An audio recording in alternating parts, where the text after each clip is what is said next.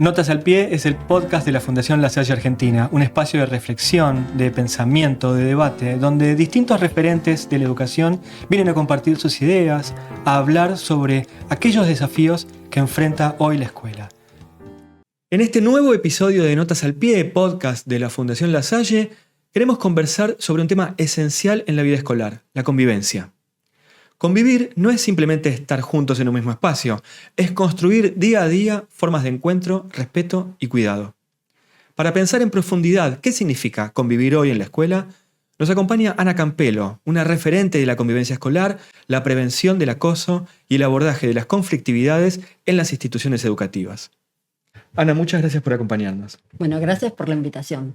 Bueno, la primera pregunta es, si querés, una definición de qué se entiende hoy por convivir o cuáles son los nuevos rasgos de la convivencia en una escuela.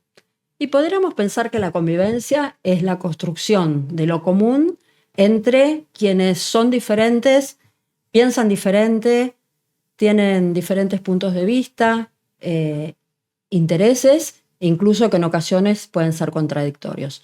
Ahora bien, la convivencia, y está bien la segunda pregunta, siempre tenemos que pensarla orientados por las coordenadas de la época. Y aquí habría mucho para decir. En principio se me ocurre decir que son tiempos de conflictividades exacerbadas. Las escuelas se encuentran en este sentido con nuevos desafíos.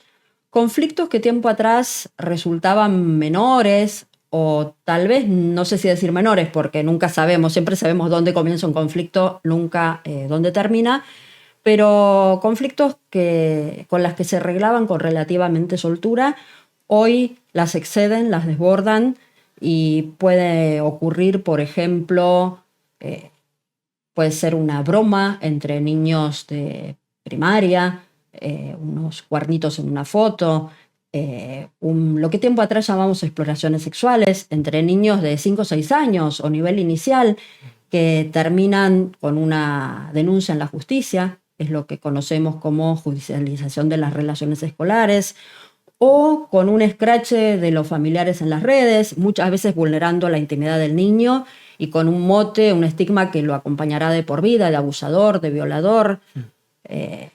Un tema muy frecuente, ¿no? Y muy de época, las redes.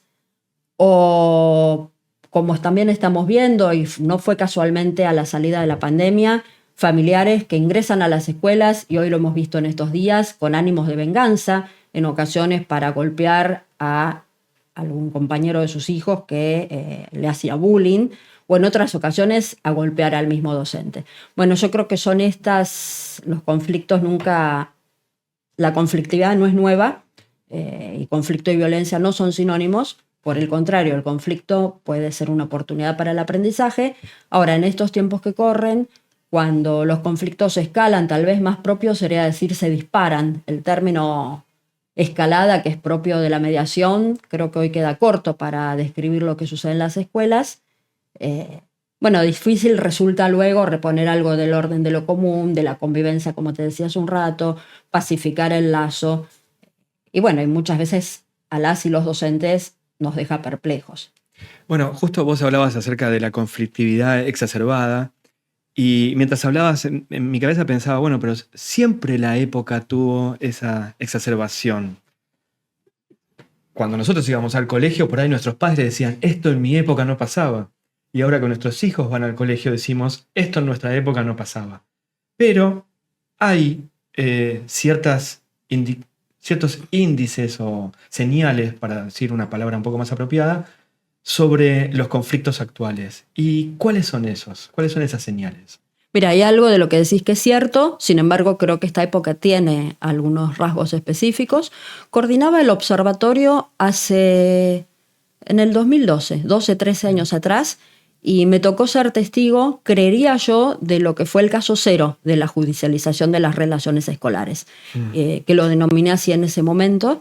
Y no me refiero a situaciones que sí ameritan recurrir a la justicia, como puede ser la violencia de género o el maltrato infantil, sino, vuelvo a decir, de situaciones muy menores. Puede ser la sustracción de una cartuchera, que puede dar origen a una denuncia o un escrache en las redes, o incluso a la solicitud, a la demanda de cámaras de seguridad para conocer quién es el perpetrador, y lo pongo entre comillas porque si hay algo de lo que siempre estuvimos advertidos es de no caer en la equiparación entre problemas de convivencia y delito, que no es una equiparación nueva, existe desde hace tiempo. Por ejemplo, las mismas categorías de víctima y victimario dan cuenta de esa equiparación. Víctima es por definición la víctima del delito, provienen del discurso jurídico, sin embargo se ha naturalizado en el discurso pedagógico. Ahora, en estos tiempos que corren, vuelvo a decirte, nunca me había sucedido que un conflicto habitual en las escuelas, como puede ser la sustracción de una cartuchera, porque ni siquiera sabemos si hubo intención, escale a punto tal de una denuncia, escale a punto tal de la solicitud de cámaras de seguridad, o vuelvo a decir, de un scratch en las redes. Y nos pasa muchas veces con las escuelas que creen estar llegando a buen puerto con las familias y sin embargo quedan sorprendidas porque se encuentran con que en paralelo pareciera que la escuela está puesta bajo sospecha y en paralelo la familia ha iniciado alguna de estas acciones.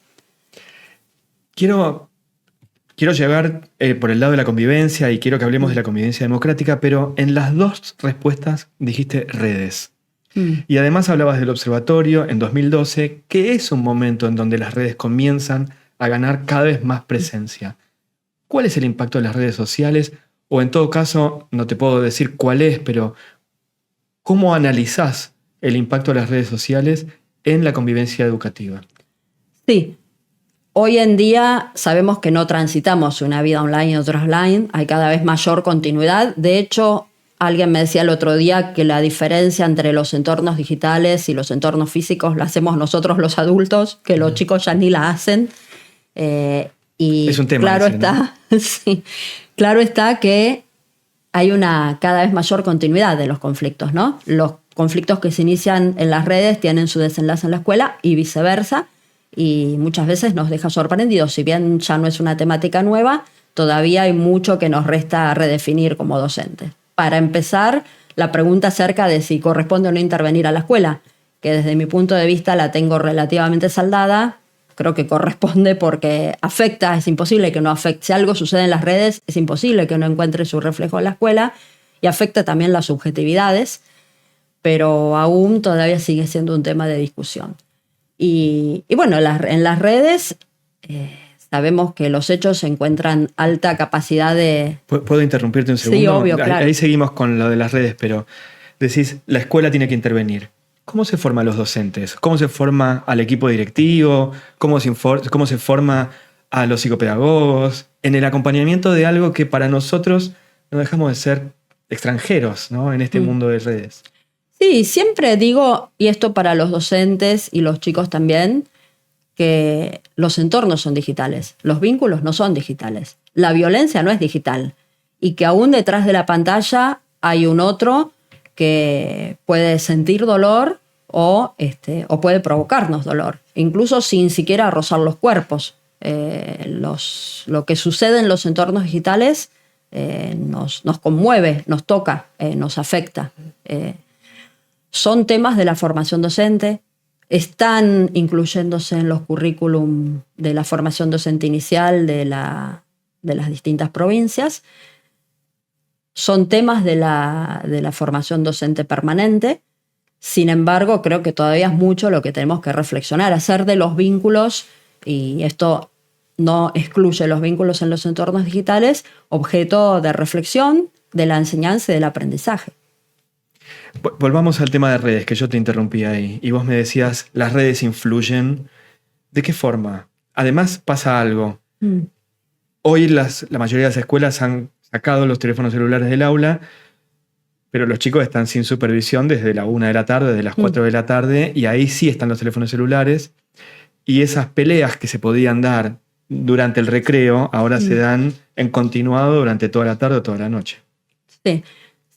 Creo que hay algunos temas que, sin demonizar, porque nos permiten cosas maravillosas, por ejemplo, salir a la afuera sin afuera en pandemia, pero creo que hay algunos rasgos que asumen los vínculos cuando tienen lugar en estos entornos que se prestan a la escalada del conflicto, del malentendido, del equívoco. El equívoco, el malentendido, es inherente a la comunicación humana.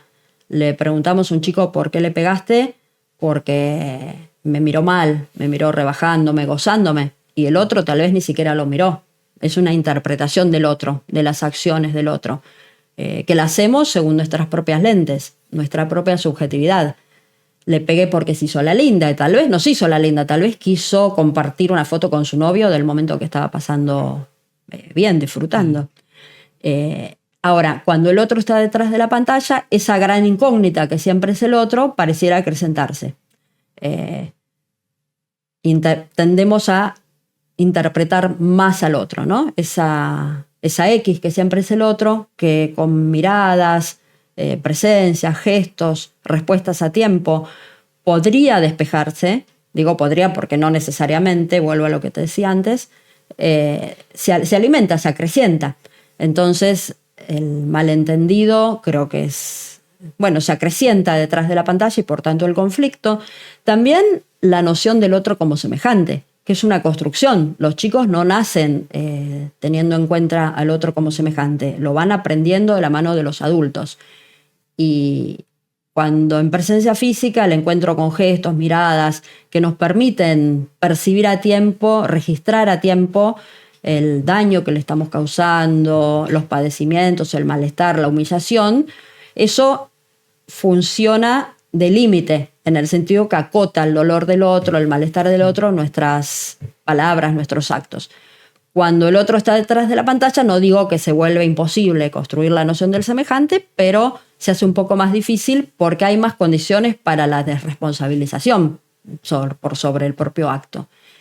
Y otros dos rasgos tal vez más evidentes, que son la amplísima viralización, ¿no?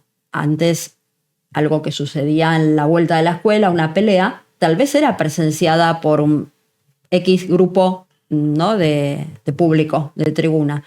Pero hoy en día eso basta con un celular para que alcance una difusión fuera de control incluso. Nos pasa muchas veces situaciones de los chicos que filman a las chicas desnudas, que tal vez no son las chicas desnudas, chicos de segundo año de la secundaria, son incluso creados con aplicación o fotografías creadas con aplicación, y los chicos después se arrepienten, nos dicen que lo hicieron llevados por la presión del grupo de pares, por lo que son los mandatos de masculinidad hegemónica, pero sabemos que en Internet no hay derecho al olvido y lo que circula, circula. Y en muchas ocasiones las chicas se han sentido muy vulneradas en su intimidad, incluso los chicos se arrepienten, pero las fotos ya circulan por otras escuelas. Entonces esto, claro está que cobra otra dimensión, la conflictividad, el malestar, el dolor. Vos situabas el 2012 y hay algo más que a mí me parece interesante de ese momento, que coincide con el auge, la visibilización de los discursos que se pretenden anti-bullying. Y digo que se pretenden porque creo que, lejos de poner fin a una violencia, una modalidad de violencia entre pares que existe desde que la escuela es escuela, justamente perpetúan la violencia. Creo que nuestra sociedad se merece una profunda reflexión, no acerca de visibilizar el bullying, que creo que está bien, es una buena noticia porque es una forma de maltrato y los chicos necesitan de los adultos para salir. Ningún chico sale solo de una situación de bullying, pero me parece que se ha visibilizado a través de discursos que estigmatizan, que demonizan a los niños, que promueven la desconfianza en los docentes, que ponen a la escuela en el banquillo de los acusados y que promueven también la venganza. Entonces, situaciones como la judicialización, la legislación sobre bullying promueve la denuncia, situaciones como el ingreso de los familiares en busca de revancha a la escuela, no son espontáneas. Creo que también son inducidas por estas construcciones discursivas. ¿Podemos profundizar un poquito acá? ¿Cómo se hace entonces? Porque vos decís, bueno, comenzaron los discursos anti-bullying que visibilizaron una situación, pero si no están los discursos, ¿cómo se trabaja? No, creo que me parece, como te decía, que el bullying es una problemática que existe tal vez desde que la escuela es escuela. Yo lo llamaba tomar de punto. Claro. Y esa expresión coincide, acierta con la definición. Hace años atrás, Olveus, que es un investigador escandinavo, lo definió como, no cualquier forma de violencia es bullying, ¿no? Es bullying cuando la agresión es reiterada sobre un mismo sujeto. Las burlas que son tan habituales pero que circulan entre adolescentes son maltrato, pero no necesariamente son bullying. Entonces creo que existe, te decía hace un rato que no es el derecho de piso, no lo podemos naturalizar, y es cierto que muchas veces naturalizamos la violencia en la escuela, pero creo que la idea es construir un enfoque alternativo, que no criminalice, que comprenda que niñas, adolescentes, no hay fuertes ni poderosos, sino que son todos estructuralmente vulnerables, en el sentido que están creciendo, ¿no? Y esto no supone de ningún modo minimizar los padecimientos subjetivos de quienes son objeto de las agresiones, de ningún modo, porque los hay y son muchos.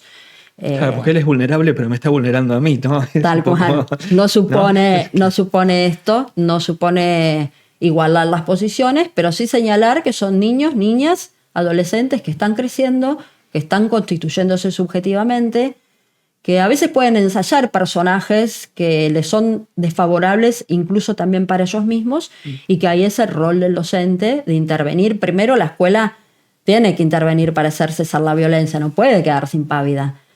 Pero ¿cómo intervenimos? Bueno, no desde medidas punitivas criminalizantes, sino desde medidas que protejan los derechos y que reflexionen acerca también de qué hay de la escuela para que en ese tablero de relaciones que es el aula, algunos chicos ocupen una posición y otros otras, ¿no? Buenísimo, porque ahora esta respuesta que da pie a esa pregunta anterior que te hice. Y son los roles que nosotros desarrollamos para que haya una convivencia democrática en el aula, en el colegio. Sí, claro, son dinámicas.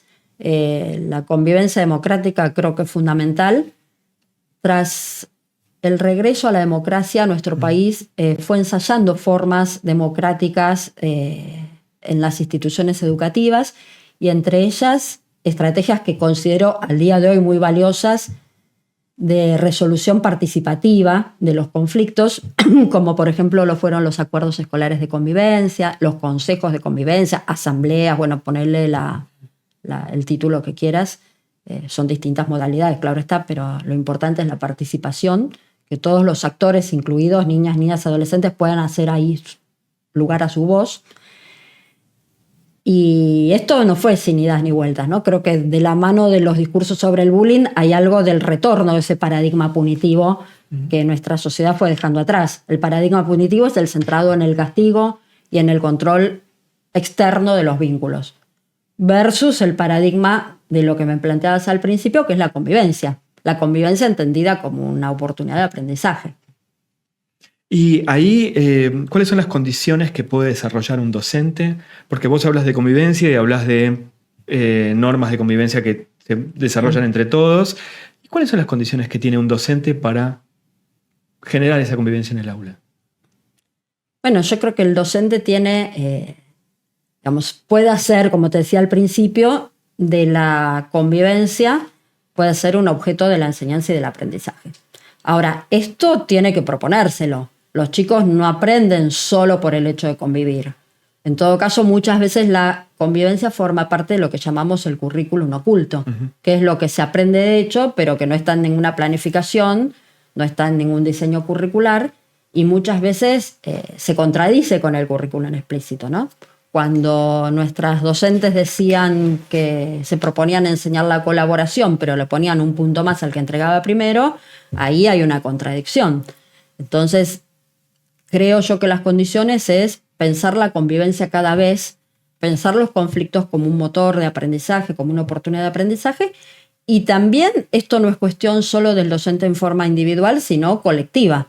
Me parece que es el equipo docente.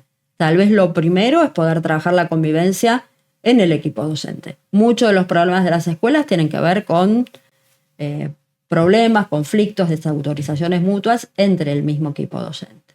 Hace muchos años, te diría más de 10, entrevisté a Nicolás Burbules, un académico de Estados Unidos, y hablábamos, y en un momento él me dijo, no todo se mide en la escuela. Y lo traigo Burbules porque una de las preguntas que quiero hacerte es sobre el diálogo. Él tiene un libro que se llama El diálogo en la escuela, Y quiero preguntarte sobre cómo es hoy, en esta situación de conflictividad que puede derivar de un chispazo en el aula, ¿cómo se hace para fomentar el diálogo? ¿Cómo se hace para sostener el diálogo en el aula? Creo que tenemos que pensar los modos en que hablamos, en que preguntamos, ¿no? Los chicos muchas veces dicen que no les hablamos, que los armoneamos. Y algo de razón tienen ahí. Tengo 2 crónicas de consejos de convivencia. Y una la relevó Débora Cantor, que es una pedagoga argentina, y la otra es de Roxana Levinsky, una docente jubilada de una escuela que hizo cosas maravillosas y que se plasman en la película Después de Sarmiento y en otros documentales. Las 2 empiezan con una pregunta casi calcada. ¿Te arrepentís de lo que hiciste? Bueno, fíjate que ahí no hay mucho de pregunta, eso es más una afirmación, ¿no? Deberías arrepentirte de lo que hiciste. Y en la primera se pone lindo porque el chico le contesta que no. Cuando eso que llamamos oficio de ser estudiante supone que el pibe tendría que decir sí, me arrepiento, entonces todos le dicen, bueno, te vamos a dar otra oportunidad. Pero fíjate que ahí más que diálogo hay mucho como sí, ¿no? Frases hechas, frases armadas. Y en la segunda, el chico le dice, pero si yo ya soy amigo de vuelta con, no sé, Juan, Mengano, fulano. ¿Cuál es la necesidad de arrepentirse, no? Tal cual. Y la docente le dice, ¿a vos te parece que ser amigos es tirarse papelitos al ojo, darse puñetazos? Y bueno, eso es un ejemplo de lo que tenemos que evitar, que es el adultocentrismo. Nosotros vamos a mirar con ojos de adultos y eso no solo es inevitable, sino que está bien, somos adultos, pero el adultocentrismo es cuando ponemos en el niño nuestra propia mirada o cuando no damos lugar a la mirada o a la voz del niño. Porque está bien que les enseñemos que no se tiren papelitos al ojo que se pueden lastimar, pero no podemos cuestionarles el concepto de amistad. Hace poco también estaba en una mesa sobre vínculos en los entornos digitales y decían que los docentes le dicen a los chicos para intentar un diálogo celular, deja ese chico. Bueno, desde ese punto de vista es difícil, ¿no? Es difícil que podamos iniciar una conversación genuina o que cuando a los chicos que son objeto de ciberbullying, que son destinatarios del ciberbullying, los docentes le dicen, bueno, pero desenganchate, andate del grupo. Y los chicos muy difícilmente se vayan de un grupo. Creo que hoy en día los adultos también muy difícilmente. Pero para los chicos hay mucho ahí que se juega de la grupalidad, de los vínculos, del lazo, incluso de la propia identidad. No se van a ir del grupo.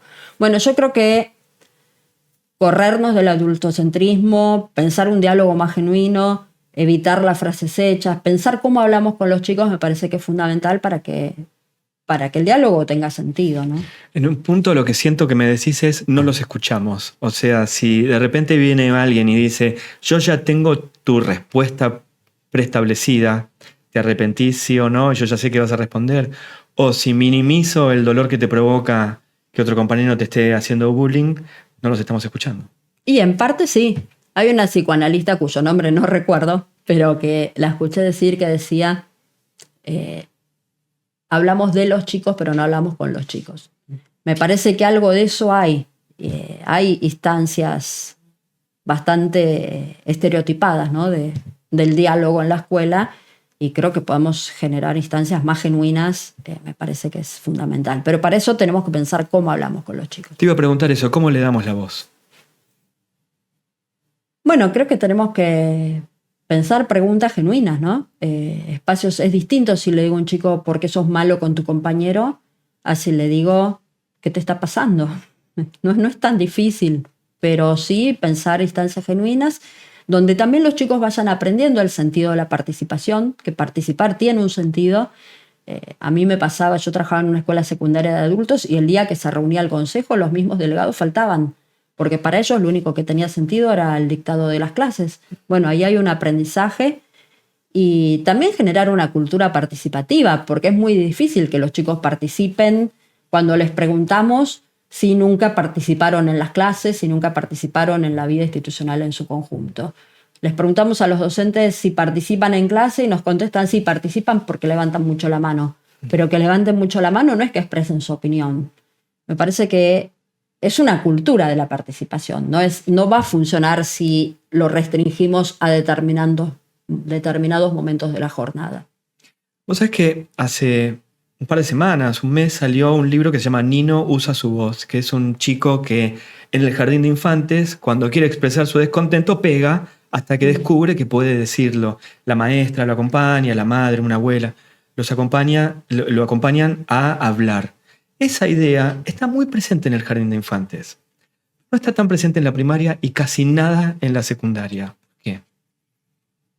Bueno, tal vez ahí tendríamos, la verdad no te sabré decir por qué, sí me parece que hay algunos factores que encorsetan más la experiencia de la primaria y de la secundaria. No es necesariamente malo, pero sí hay mayor presión por la enseñanza de ciertos contenidos. Bueno, me parece que en algún punto eso cambia bastante el tránsito del nivel inicial a la primaria, es bastante significativo, incluso desde la experiencia de los mismos chicos. Hoy lo que sí vemos es que tiempo atrás los conflictos o la irrupción de los conflictos, la exacerbación de los conflictos, caracterizaban más a la escuela secundaria. Hoy la vemos presente desde el nivel inicial hasta incluso el superior o la universitaria. Las universidades están preguntándose y están elaborando códigos de convivencia. Cuando tiempo atrás la convivencia la daban por sentada, pero hoy es un tema del cual se tienen que ocupar y preocupar. Te hago 2 preguntas más y te agradezco muchísimo el tiempo que nos diste, pero hablas de normas de convivencia y yo tenía esa pregunta: ¿cómo se construye una guía, un código, una norma de convivencia accesible para todos y además donde cada uno de los actores de la escuela lo sientan como parte? Claro, lo que decís es fundamental. Nosotros lo llamamos acuerdos, porque no toda norma es un acuerdo. Es acuerdo cuando, y perdón la redundancia, cuando cuenta con la participación de los actores de esa comunidad. Ahora, no todo puede acordarse en una escuela. ¿Por qué? Porque hay normas que la anteceden. No vamos a acordar con los chicos si está bien o mal pegar a un compañero o discriminar a un compañero, o no podemos acordar hoy si está bien o mal fumar en los pasillos de una institución. Está mal, en todo caso podemos conversar por qué, podemos explicar por qué y hasta podemos cuestionar las normas, pero lo que no podemos de ninguna manera es acordar en la comunidad escolar lo que ya está normado en otras instancias de nuestra sociedad. ¿Cómo se hace? Yo creo que lo primero tal vez es identificar qué cosas generan fricciones en esa comunidad. En mi escuela, en la escuela de adultos, un problema que generaba fricción constantemente era la mandarina. Porque, claro, te preguntarás qué tiene que ver la mandarina con la convivencia. Te reentiendo, pero, bueno, pero por favor la mitad desarrollalo. comía mandarina y la otra mitad le molestaba el olor a la mandarina. Entonces en esa escuela hubo que buscar algún acuerdo acerca de qué hacer con la mandarina en las aulas. Se escucharon mutuamente, escucharon que algunos llegaban tarde sin pasar por su casa. La mandarina es un alimento saludable, económico, necesitaban comer mandarina. Y los demás escucharon que a sus compañeros les molestaba durante toda la jornada el olor a la mandarina. Entonces el acuerdo en esa escuela fue comer mandarina, pero con algunos recaudos. A la entrada de la institución, lavarse las manos, tirar las cáscaras en un tacho que pusieron afuera.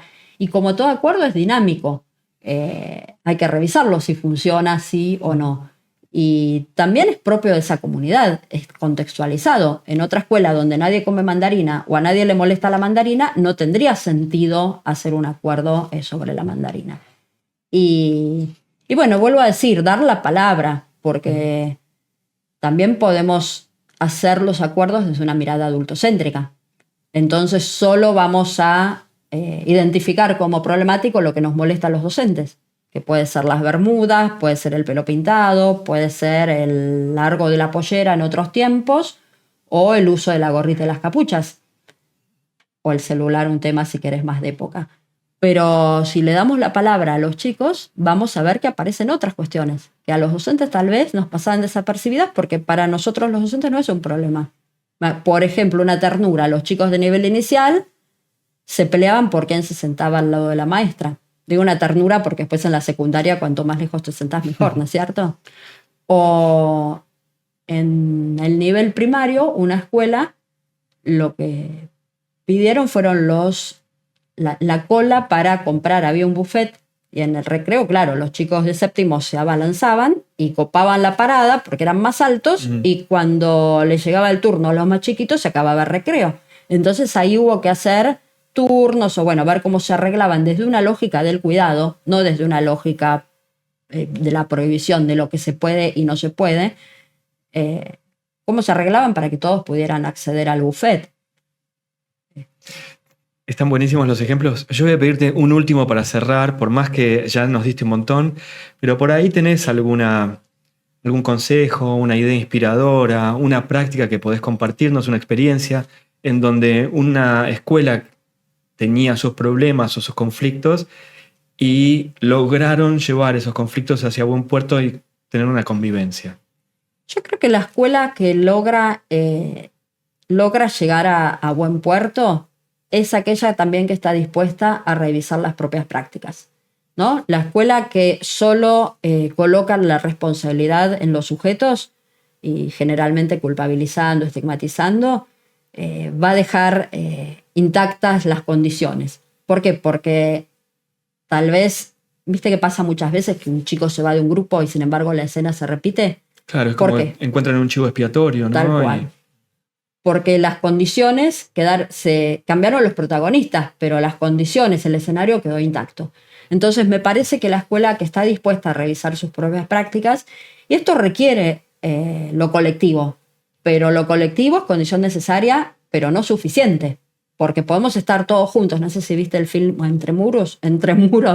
Bueno, ahí están todos juntos, pero culpabilizando a los sujetos, desde un enfoque más que se llama centrado en el individuo. La escuela que está dispuesta a revisar sus propias prácticas me parece que es la que va a llegar a mejor puerto. La escuela que está dispuesta a pensar la convivencia. Siempre digo, llegamos tarde si intervenimos recién cuando la violencia emerge. Si consideramos que la violencia es una forma fallida, pero forma del lazo que puede asumir el lazo, nuestro primer objeto es la convivencia. No sabemos cuándo, ni cómo, ni con qué nombres, ni en qué tiempos va a suceder un episodio, pero sabemos que va a suceder y la escuela que tiene un trabajo previo va a estar mejor posicionada. Y me vienen a la cabeza muchas prácticas. En este momento, una en particular de una escuela que se preguntaban qué hacer con lo que era para ellos un chico que generaba conflictos, el chico problema, y lo pongo entre comillas porque, claro, este es un enfoque que califica y culpabiliza al sujeto con el cual no acuerdo en absoluto. Entonces, al chico le gustaba tocar la armónica si no me equivoco, y lo invitan a tocar en la banda de la escuela. La banda toca a fin de año en la fiesta con las familias y luego el chico levanta la mano, pide el micrófono y la directora duda porque dice ¿qué va a pasar? ¿Qué va a decir delante de toda la comunidad? Y sin embargo hace ese acto de confianza. ¿Sabes qué dice el chico? Gracias por escucharme. Que tiene un sentido ambiguo, ¿no? Porque es gracias por escucharme en lo que me está pasando, gracias por escucharme recién con el instrumento.